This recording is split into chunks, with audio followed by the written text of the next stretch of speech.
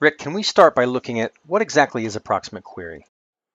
So what we did was we stepped back and we looked at usage of analytic databases, and we said, what are we trying to accomplish and what are the issues? And it turns out that what we're trying to accomplish is being able to make decisions and gaining new insight from data. And some of the biggest issues today are, doing it in a fast enough time frame and at a given scale. And every analytic database vendor is tackling those problems, but they're all using a brute force methodology. That's just throw more and more and increasingly larger amounts of hardware at the problem. We decided to take a different approach and look at the true requirements: insight, ability to make decisions, ability to learn things, and say, what can we do to do that, and not just simply throw hardware at the problem. And we came up with the idea of giving approximate queries that use a fraction of the resources, scale to incredible amounts, and gives you enough information and enough accuracy to make decisions and to gain the equivalent insight as a standard analytic database. And how does IAQ fit into the current database landscape? Well, it fits into the class of analytic databases. It can give, depending on whether or not you keep rows, or you can actually discard the rows and only keep a statistical description of the rows. It can give exact answers to approximate answers. So it's complements, existing technologies in that it can work side by side, and you can use them to get accurate answers after you refine your search and refine your questions. But it'll work on a much larger scale, and we're spending particular attention to ingesting data from, your data lake, your Hadoop environments, your traditional MPP environments, and those sorts of things, so that we can ingest the entire enterprise worth of data in one area and answer questions across domains, etc.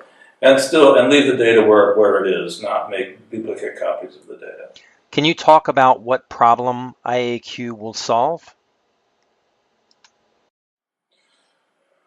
Well, today it's targeting relational database analytics. So multi-table joins, complex queries, the sorts of trend analysis and the sorts of things that a standard analytic database does. The difference is it can do it at a much greater scale using fewer resources. Can you talk about when this is appropriate? In other words, when is it appropriate to use Infobright Approximate Query in lieu of using a traditional database? Well, so there's a couple of ways to approach when is IAQ appropriate for use. One of them is when I struggle with the amount of resources I have available to answer a question. So when you're constrained by resources, IAQ is potentially appropriate. When performance is important and you can't get the performance you need with the systems you have, IAQ can be important. When the cost of answering questions seems high relative to the kind of question you're answering, IAQ seems important. And pretty much any time where you're doing charting or trend analysis or profiling, or the sorts of things where you don't really need a specific answer, you need to have an understanding of what's in the data. IAQ is really appropriate. So there's pretty much a tremendous domain of questions you can ask, and a tremendous number of reasons. I don't want to constrain people to one specific area, but any time you're looking at a chart, you're looking at an approximation at some level. And anytime you're looking at a chart, IAQ is appropriate to be the engine underneath that. While Approximate Query is based on the underlying intellectual property that Infobright has used in its traditional product, it's clearly a brand new product. Can you talk about where you see this going over the next couple of years?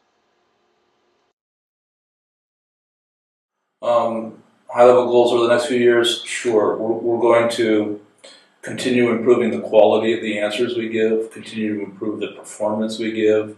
We will look at new data types. We'll look at, nested data models, things using JSON and stuff like that.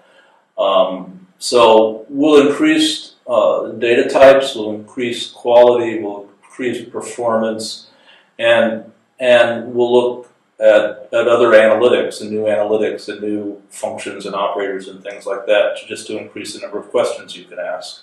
So we'll increase in those dimensions. I also think we're doing a bunch of work creating a really nice statistical model of the data in a very small footprint, and we'll even look at having different IPAs to get at that statistical model directly rather than through a query and an answer set. It seems like the primary target for this is large data lake architectures with Hadoop or Spark. How do you see this coexisting?